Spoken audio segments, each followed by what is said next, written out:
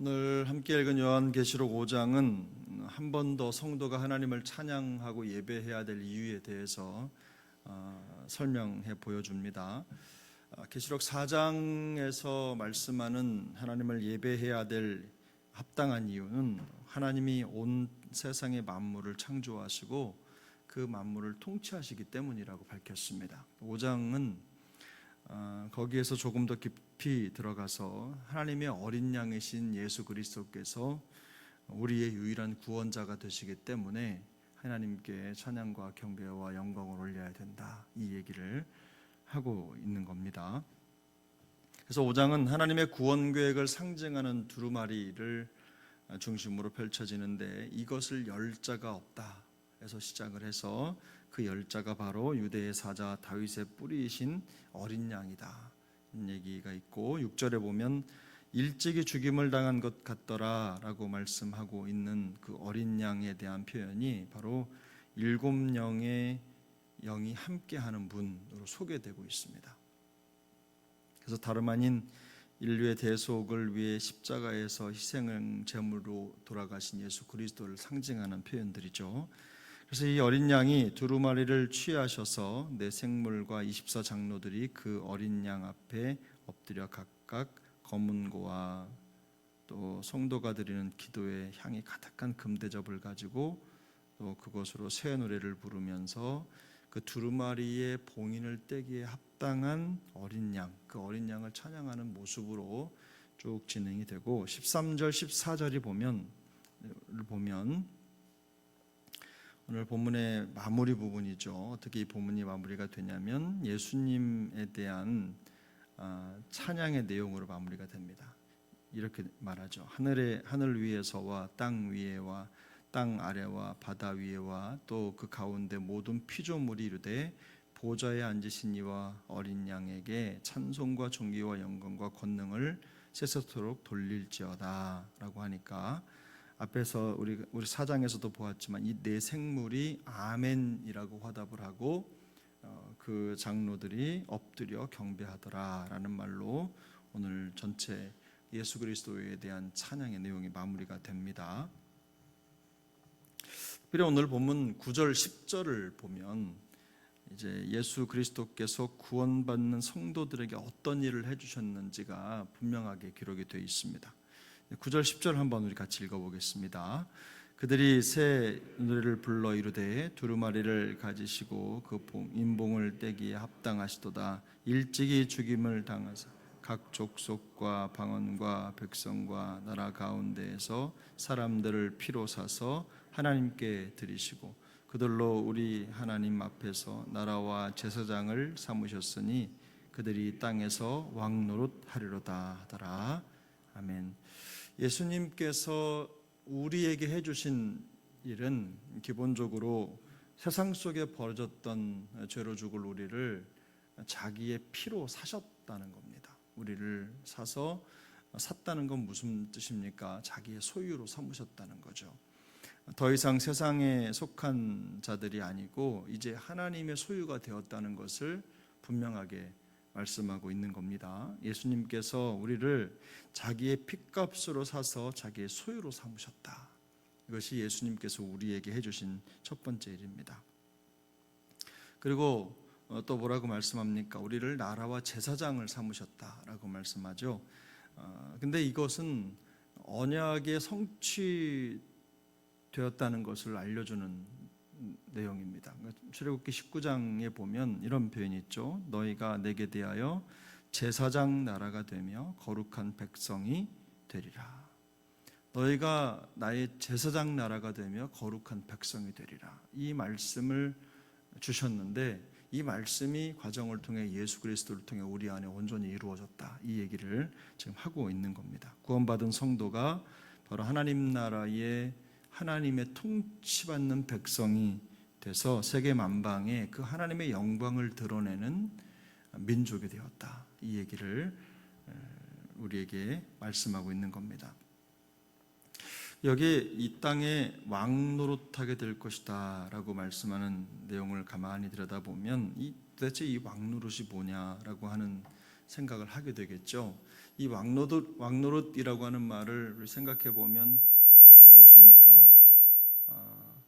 통치한다, 이런 의미가 기본적으로 담겨 있는데, 하나님의 축복임과 동시에 성도들의 어깨에 지워진 어떤 책임까지 같이 말씀하는 것입니다. 그래서 이 왕노릇한다라고 하는 것을 확장해 보면 결국은 이 땅에 그리스도의 복음이 선포되고 그 복음을 통해 세상 가운데 그 복음의 영향력이 나타나는, 그 복음의 권세가 나타나는 그림을 우리에게 보여주는 것이죠. 결국 주님께서 우리를 십자가의 피로 사시고 하나님의 소유가 되게 하셨고, 또 나라와 제사장을 삼아서 왕노릇을 하게 하신다라고 하는 내용을 보면 예수 그리스도의 복음이 이 땅 가운데 전파되고, 뿐만 아니라 성도는 그들이 가지고 있는 모든 삶으로, 삶의 영역에서 또 삶을 통해서 하나님의 영광을 이 세상 가운데 선포하고 드러내는 그런 삶을 살게 될 것이다, 이 얘기를 하고 있는 것입니다. 결국엔 복음이 우리를 변화시키고 변화된 우리가 복음이 돼서 이 세상 가운데 그 복음의 영향력을 드러내는 모습을 그리는 거죠. 이 세상 변화의 중심에 바로 복음과 우리가 있다는 얘기를 하고 있는 것입니다. 주님이 우리를 십자가의 피로 사서 하나님의 자녀로 삼으셨다라는 것은 우리에게 완전한 구원을 주셨다라는 것이고, 그 복음의 능력을 입은 자로서 우리가 또 세상 가운데 있을 때에는 우리가 바로 그 복음의 진원지가 된다라는 말씀을 하고 있는 것입니다. 자격 없는 우리를 구원해 주시고 하나님의 소유를 삼으셨을 뿐만 아니라 세상에 하나님의 능력을, 복음의 능력을 보여주고 들려주는 존재로 삼으셨다는 거죠. 바로 이것이 하나님을 예배하는 합당한 이유가 된다는 겁니다. 그래서 우리가 세상 가운데 어떤 모습으로 있느냐 하는 것이 하나님을 예배하고 감사하고 찬양하는 이유가 아니라, 우리가 우리에게 하나님이 해주신 일을 생각하면 우리는 하나님을 찬양할 수밖에 없다라는 것을 분명하게 보여주고 있는 것입니다. 그래서 사도 요한은 우리가 하나님을 예배하고 찬양하는 그 근거를 우리의 상태나 우리의 상황에 두지 않습니다. 우리가 아니라 우리에게 위대한 일을 행하신 하나님께 두는 거죠. 그 우리의 수준이 아니라 하나님의 수준에 우리 예배에 초점을 맞추고 있는 겁니다.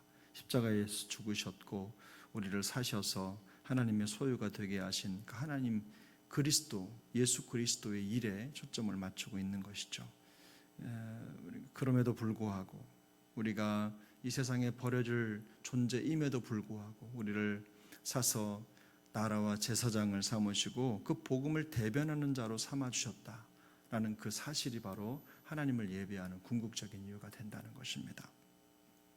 그래서 이런 내용이 담긴 표현이 다른 곳에도 있죠. 베드로전서 2장 9절을 보면, 그러나 너희는 택하신 족속이요 왕 같은 제사장들이요 거룩한 나라요 그의 소유가 된 백성이니 이는 너희를 어두운 데서 불러내어 그의 기이한 빛에 들어가게 하신 이 아름다운 덕을 선포하게 하려 하심이라. 우리가 이 세상의 제사장이 되고 나라가 되고 또 하나님의 소유가 되었다는 그 사실 자체가 우리에게도 중요하지만 또 세상에게도 중요한 겁니다. 세상에 복음의 아름다운 덕을, 복음의 능력을 보여주고 들려주는 자들이 있어야 세상에 그 복음을 들을 수 있기 때문에 하나님이 우리를 그런 도구로 삼으셨다라는 것을 오늘 성경이 말씀하고 있는 것입니다. 성경을 읽다 보니까 8절이 우리가 아주 익숙한 본문이죠. 내 생물과 24장로들이 그 어린 양 앞에 엎드려 각각 검은고와 향이 가득한 금대접을 가졌다. 그리고 이 향을 뭐라고 말합니까? 성도의 기도들이다, 이렇게 말씀하고 있죠. 이 검은고는 우리가 상상할 수 있는 대로 하나님을 찬양하고 경배하는 새 노래, 또 예배, 이런 것들을 상징하는 말이라고 할 수 있습니다. 그럼 향이라고 하는 건 무엇입니까? 여기에서 말하는 대로 성도의 기도인데, 이 향이라는 말이 그냥 뭐 과일향, 뭐 이런 뭐 나무에서 나오는 꽃향 이런 게 아니라 뭔가를 태워서 나는 냄새입니다. 그러니까 이 향이 가지고 있는 궁극적인 의미는 무엇이냐면 바로 성도가 드리는 희생 제물의 향기라는 의미가 담겨 있는 거죠. 뭐 그것이 무엇을 잡아서 불로 태워서 드리는 것이라고 생각할 수 있지만 궁극적으로 성도의 희생을 의미하는 것입니다.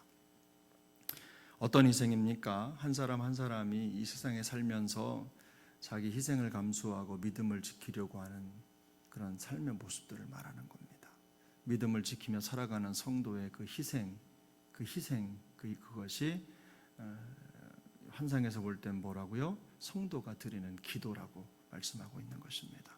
기도가 단순히 우리가 입으로 내는 것만 하나님 앞에 드리는 기도가 아니라 우리의 삶 자체가, 성도가 믿음의 삶을 살아가는 것 자체가 바로 기도다라는 말씀을 하고 있는 것입니다. 성도의 삶은 하나님께 드려지는 제물이죠. 예배입니다. 매 순간이 예배고 뿐만 아니라 세상을 향한 그리스도의 복음이 돼서 또 세상에서 고군분투하면서 믿음의 삶을 살아가는 그 자체가 하나님이 받으시는 향기로운 기도다라는 것을 우리가 잊어서는 안 될 것입니다. 그래서 오늘 우리의 주어진 삶도 하나님 앞에 그렇게 기도가 되고 예배가 되는 삶이 될 수 있기를 바랍니다.